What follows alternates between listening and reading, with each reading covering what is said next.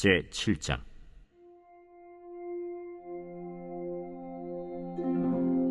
이사갈의 아들들은 돌라와 부아와 야숫과 시므론 네 사람이며, 돌라의 아들들은 우시와 르바야와 여리엘과 야메와 입삼과 스무엘이니 다 그의 아버지 돌라의 집 우두머리라. 대대로 용사이더니 다윗 때에 이르러는 그 수요가 22,600명이었더라.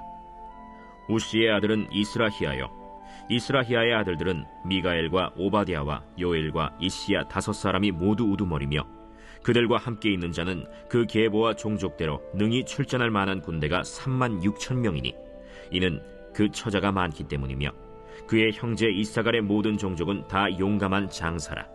그 전체를 계수하면 87,000명이었더라. 베냐민의 아들들은 벨라와 베겔과 여디아엘 세 사람이며, 벨라의 아들들은 에스본과 우시와 우시엘과 여리못과 일이 5사람이니 다 그 집의 우두머리요 큰 용사라. 그 계보대로 계수하면 22,034명이며, 베겔의 아들들은 스미라와 요아스와 엘리에셀과 엘료에네와 오므리와 여레못과 아비아와 아나돗과 알레메시니, 베겔의 아들들은 모두 이러하며 그들은 다 그 집의 우두머리요 용감한 장사라. 그 자손을 계보에 의해 계수하면 22,200명이며, 여디아엘의 아들은 빌하니요, 빌한의 아들들은 여우스와 베냐민과 에훗과 그나아나와 세단과 다시스와 아히사알이니 이 여디아엘의 아들들은 모두 그 집의 우두머리요 큰 용사라. 그들의 자손 중에 능히 출전할 만한 자가 17,200명이며, 일의 아들은 숫빔과 훗빔이요 아헬의 아들은 후심이더라. 납달리의 아들들은 야시엘과 구니와 예셀과 살루미니 이는 빌하의 손자더라. 므낫세의 아들들은 그의 아내가 낳아준 아스리엘과 그의 소실 아람 여인이 낳아준 길르앗의 아버지 마길이니, 마길은 훗빔과 숫빔의 누이 마가라 하는 이에게 장가들었더라. 므낫세의 둘째 아들의 이름은 슬로브핫이니 슬로브핫은 딸들만 낳았으며, 마길의 아내 마가는 아들을 낳아 그의 이름을 베레스라 하였으며, 그의 아우의 이름은 세레스이며, 세레스의 아들들은 울람과 라겜이요, 울람의 아들들은 브단이니 이는 다 길르앗의 자손이라. 길르앗은 마길의 아들이요 므낫세의 손자이며, 그의 누이 함몰렉겟은 이스톳과 아비에셀과 말라를 낳았고, 스미다의 아들들은 아히안과 세겜과 리키와 아니암이더라. 에브라임의 아들은 수델라요, 그의 아들은 베레시요, 그의 아들은 다하시요, 그의 아들은 엘르아다요, 그의 아들은 다하시요, 그의 아들은 사바시요, 그의 아들은 수델라며, 그가 또 에셀과 엘르앗을 낳았으나 그들이 가드 원주민에게 죽임을 당하였으니 이는 그들이 내려가서 가드 사람의 짐승을 빼앗고자 하였습니다. 그의 아버지 에브라임이 여러 날 슬퍼하므로 그의 형제가 가서 위로하였더라.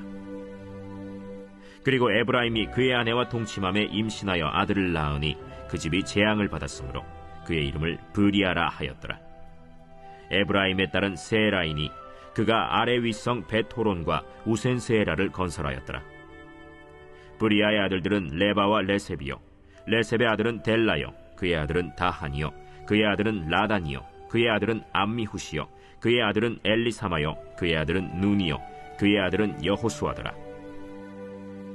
에브라임 자손의 토지와 거주지는 베델과 그 주변 마을이요, 동쪽으로는 나하란이요, 서쪽에는 게셀과 그 주변 마을이며, 또 세겜과 그 주변 마을이니 아사와 그 주변 마을까지이며, 또 므낫세 자손의 지기에 가까운 베스안과 그 주변 마을과 다안악과 그 주변 마을과 무깃도와 그 주변 마을과 돌과 그 주변 마을이라.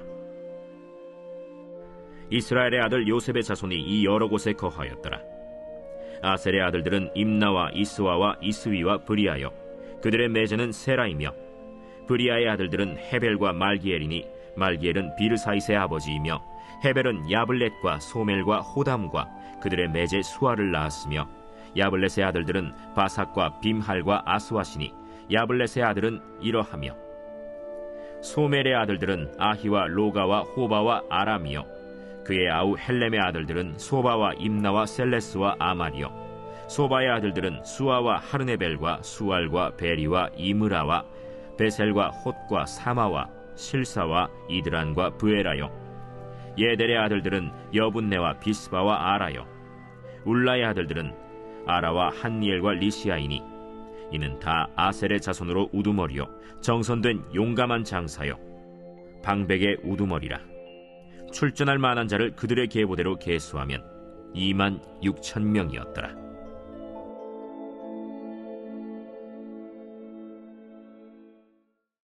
제8장. 베냐민이 낳은 자는 맏아들 벨라와 둘째 아스벨과 셋째 아하라와 넷째 노하와 다섯째 라바이며, 벨라에게 아들들이 있으니 곧 아딸과 게라와 아비훗과 아비수아와 나만과 아호아와 게라와 스부반과 후람이라. 에훗의 아들들은 이러하니라.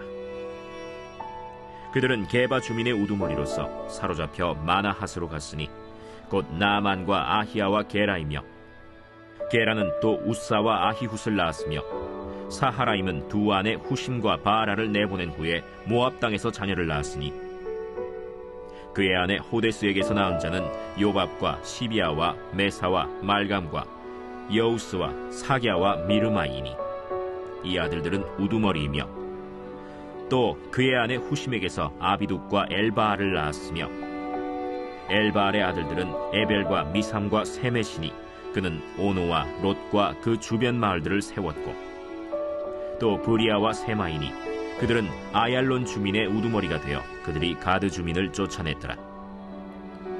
아히오와 사삭과 여레못과 스바디아와 아랏과 에델과 미가엘과 이스바와 요한은 다 브리아의 아들들이요, 스바디아와 무슬람과 히스기와 헤벨과 이스므레와 이슬리아와 요밥은 다 엘바알의 아들들이요, 야김과 시그리와 삽디와 엘리에네와 실르데와 엘리엘과 아다야와 브라야와 시므랏은 다 시므이의 아들들이요, 이스반과 에벨과 엘리엘과 압돈과 시그리와 하난과 하나냐와 엘람과 안도디아와 이브드야와 브누엘은 다 사삭의 아들들이요, 삼스레와 스하랴와 아달랴와 야아레시아와 엘리야와 시그리는 다 여로함의 아들들이니 그들은 다 가문의 우두머리이며 그들의 족보의 우두머리로서 예루살렘에 거주하였더라.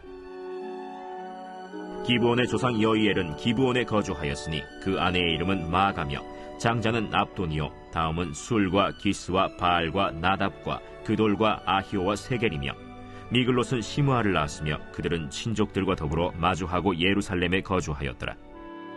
넬은 기스를 낳고 기스는 사울을 낳고 사울은 요나단과 말기수아와 아비나답과 에스바알을 낳았으며, 요나단의 아들은 무리바알이라.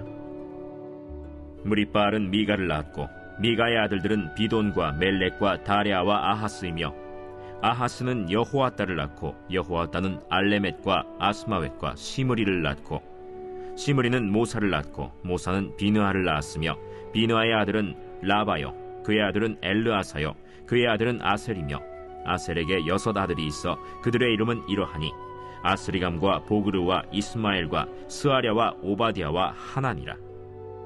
아셀의 모든 아들이 이러하며 그의 아우 에색의 아들은 이러하니 그의 맏아들은 울람이요, 둘째는 여우스요, 셋째는 엘리벨렛이며, 울람의 아들은 다 용감한 장사요, 활을 잘 쏘는 자라. 아들과 손자가 많아 모두 150명이었더라. 베냐민의 자손들은 이러하였더라.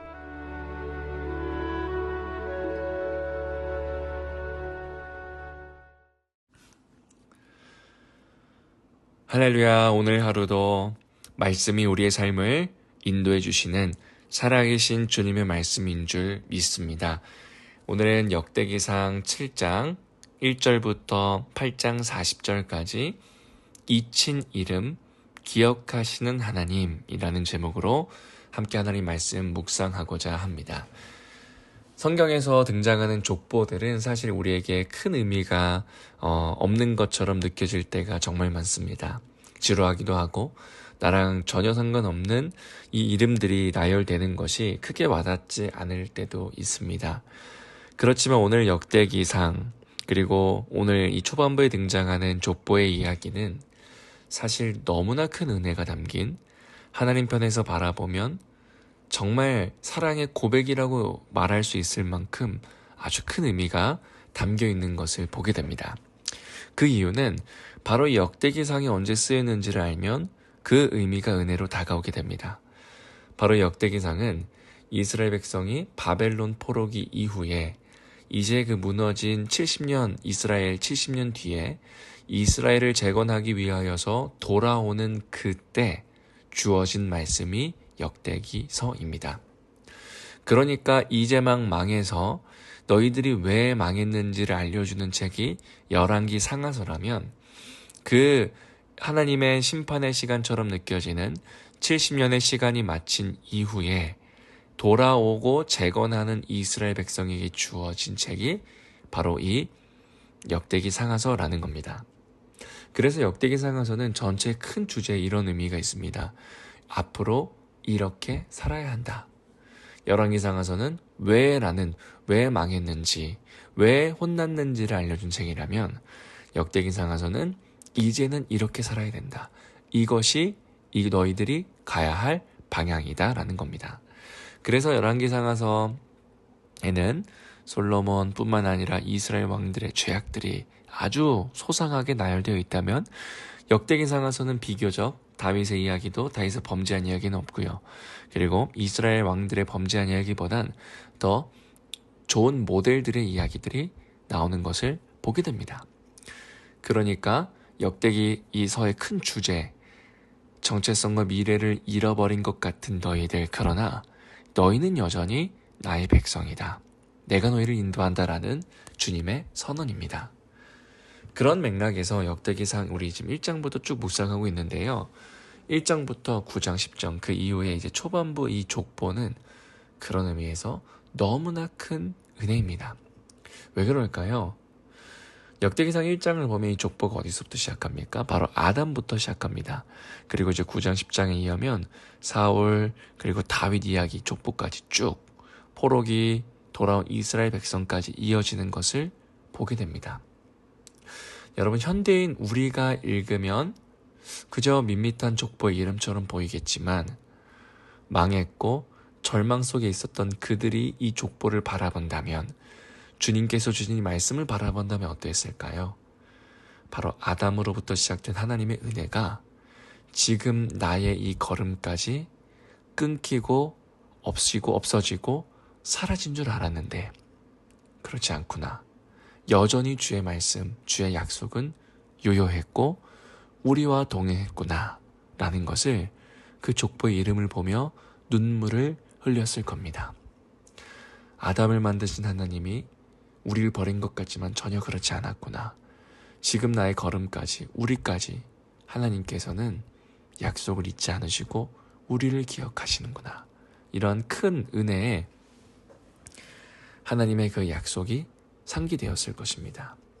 그래서 어떤 신학자는 이 역대기상의 초반부에 나온 족보를 성경 중에서 가장 사랑하는 부분이다 라고 이야기할 만큼 하나님의 변하지 않는 사랑, 기억하시는 사랑이 바로 이 족보의 큰 의미입니다.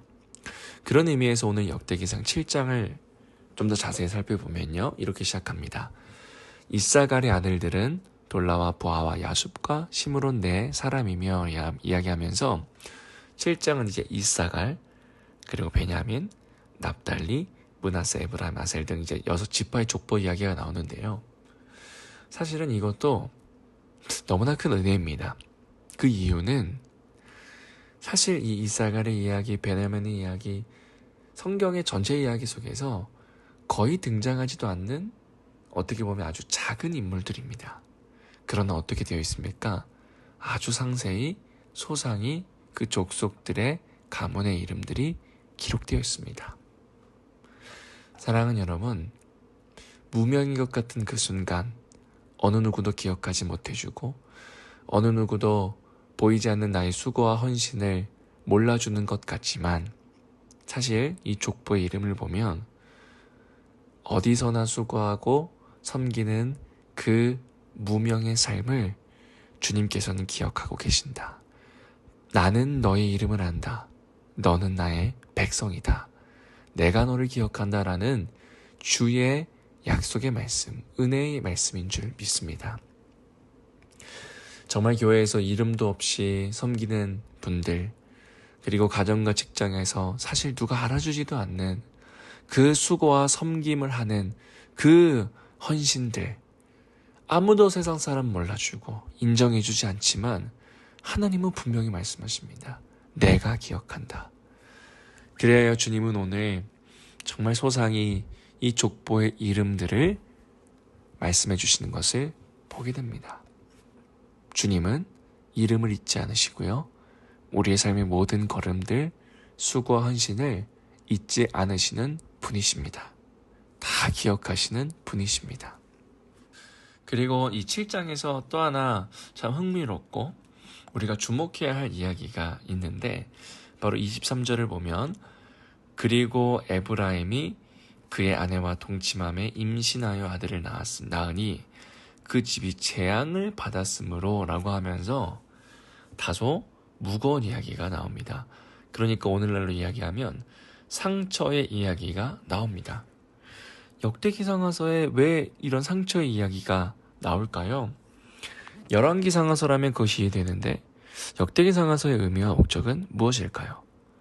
상처인 것 같고 재앙이니 이것은 슬픔인 것 같지만 사실 의도는 그렇지 않습니다. 바로 쭉 이어서 그의 그 재앙 이후에 어떤 자손이 태어납니까? 바로 27절 보니 그의 아들은 눈이요. 그 눈의 아들 바로 여호수아 이야기가 등장합니다.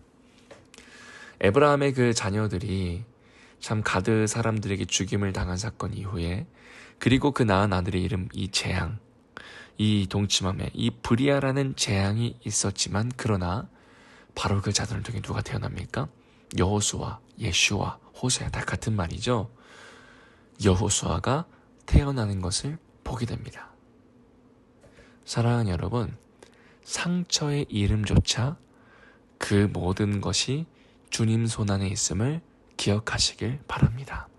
도무지 나의 삶 속에 지우고 싶은 그 순간들, 그리고 무의미함과 그리고 나에게 있어서는 없애고 싶은 그 아픔조차도 하나님은 기억하시며 위로하시며 그조차도 주님 손에 있음을 오늘 이 말씀을 통해서 보게 된다라는 사실입니다.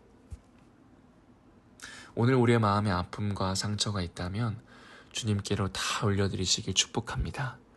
주님은 우리의 이름을 아시고 더 나아가 우리의 아픔과 상처를 아시고 기억하시고 위로하시는 분이시다라는 사실입니다. 그리고 마지막으로 이 역대상 8장도 사실 정말 놀라운 비밀이 있습니다. 바로 이 8장은 이제 이 베냐민 자손의 이야기가 쭉 등장을 하는데 우리가 주목해야 할 이제 한 사람이 등장합니다. 바로 33절입니다. 쭉 베냐민 가문에 이어서 넬은 기스를 낳고 기스는 사울을 낳고 라고 하면서 사울의 왕이 이제 등장합니다. 이스라엘 최초의 왕이죠. 사실은 사무엘상 그리고 하 전체를 보면 사울은 어떠했습니까? 실패한 왕이었습니다. 그런데 그럼에도 불구하고 이 역대상에 어떻게 됩니까? 하나님은 사울의 가문을 족보에서 지우지 않으셨습니다. 오히려 역대기상 전체에서 다윗 다음으로 가장 자세히 기록된 족보인데 사울 왕은 실패하였고 그리하여 그 가문은 끝이 났고 그냥 영원히 버림받고 심판만 받고 할 것처럼 보이지만 여러분 사실 그 이후에 하나님은 그 가문을 결코 버리지 않으셨고 은혜와 은총을 베푼 것을 보게 됩니다. 바로 이어서 보시면 이제 33절 이후에 34절을 보면 요나단의 아들은 무립바알이라 무립바알은 미가를 낳았고 하면서 무립바알이라는 사람이 등장하는데 바로 이 무립바알은 우리가 잘 아는 것처럼 사무엘 하에 등장하는 무비보셋 그 요나단의 아들 절뚝발이죠. 어릴 때 장애를 얻었던 무비보셋과 같은 동명이인입니다. 그러니까 동명이인이 아니죠. 같은 사람입니다. 그러니까 이 다윗이 사울의 손자 무비보셋을 왕의 식탁에 앉혀서 그리고 그에게 은혜를 베풀어서 요나단을 통하여 그 가문에게 은혜를 베풀고 선대하는 이야기가 나옵니다. 그러니까 끊길 줄 알았던 생명선이 은혜로 회복된 족보라는 사실입니다. 33절에 사울만 보면 바로 이 베냐민 족속들은 지우고 싶었을 것입니다. 그러나 그 사울의 가문 속에서도 하나님의 역사는 계속 쓰여서 요나단에게 이어지고 그 요나단은 무리발, 은혜를 받은 무비보셋으로 이어지고 그리고 마지막 8장 40절을 보니 아들과 손자가 많아 모두 150명이었더라 라고 하면서 용사의 이야기로 끝이 나는 것을 보게 됩니다. 사울 가문은 몰락한 것처럼 보였지만 비록 사울은 실패한 것처럼 보였지만 그 후손들은 용사로 성장하며 그 가문이 회복된 것을 보게 됩니다. 사랑하는 여러분, 그렇게 이 7장과 8장은 너무나 큰 은혜의 족보입니다. 인간의 관점으로는 실패한 가문, 그러나 하나님 관점으로는 회복될 가문. 인간의 관점으로는 버릴 족보, 그러나 주님께서는 기억하시는 족보. 인간의 관점으로 봤을 땐 단절되고 부끄러운 이름이지만 주님께 보았을 땐 아담으로부터 연결된 은혜이며 회복된 이름이라는 사실입니다. 우리를 정죄할 것이 이 세상에 무엇이 있겠습니까? 어떠한 것도 우리를 정죄할 수 없습니다. 하나님은 어떻게 실패한 자도 반드시 다시 일으키시는가를 오늘 이 족보를 통해서 보여주셨습니다. 사울처럼 끝났다 생각하였는데 하나님은 여전히 기억하셨고 그 가문을 다시금 회복시키신 것을 보게 됩니다. 그것이 희망의 복음이라는 사실입니다. 오늘 그 말씀을 붙들고 하나님, 내 실패와 연약감 속에서도 나를 기억해 주심을 감사합니다. 우리 가정의 깨어짐, 실패한 것처럼 끝난 것처럼 보이는 이 속에서 회복의 은혜를 더하여 주시옵소서라는 믿음의 고백을 담아 오늘 하루 깊이 주님 앞에 나아가는 은혜가 있으시길 간절히 축원합니다. 함께 기도하시겠습니다. 하나님 아버지, 오늘 하루도 끝이 난 것 같지만 여전히 끝이 나지 않았고 실패와 연약감 속에서도 여전히 기억하고 계신다라는 그 사랑의 언약의 약속의 말씀을 우리 가운데 다시금 상기시켜 주심을 감사드립니다. 끝난 것 같은 그 순간에 예수 그리스도의 십자가를 붙들고 다시금 일어설 수 있는 은혜를 더하여 주시고 무명과 같아 보이고 아무도 기억해 주지 못하는 그 순간 속에서도 하나님 기억하시는 그 주의 은혜를 은혜로 받아들이게 하여 주시옵소서. 감사드리며 예수 그리스도의 이름으로 기도드립니다. 아멘. 오늘 말씀을 붙들고 그래 특별히 우리 다음 세대를 위하여서 우리 마음 다하여서 기도하며 나아가시겠습니다. 기도하시겠습니다.